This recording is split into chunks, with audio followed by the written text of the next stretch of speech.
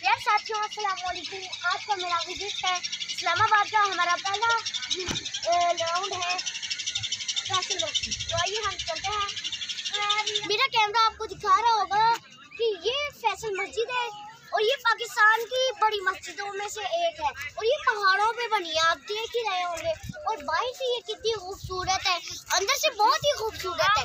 इसका व्यू देखिए ना, इसका व्यू काफी ज्यादा खूबसूरत है।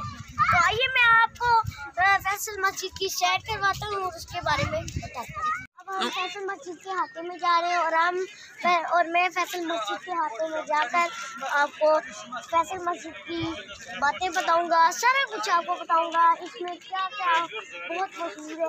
ये मस्जिद पाकिस्तान की बहुत बड़ी मस्जिदों में से एक है।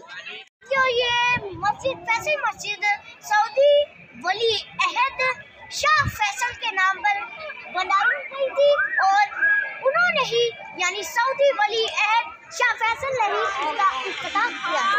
और ये पहाड़ों पे वाक़ई है। ये देखिए उस तरफ पहाड़ है, इस तरफ फैसल मस्जिद, यानी ये पहाड़ों पे वाक़ई है। फैसल मस्जिद के मैं आपको मुख्तलिफ व्यूज़ दिखा रहा हूँ। ये देखिए नीचे ली जाती है और ये साथियों देखिए कितना अच्छा व्यू है, कितना अच्छा।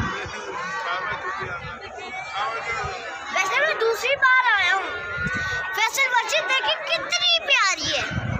यहाँ की सिर्फ एक चीज़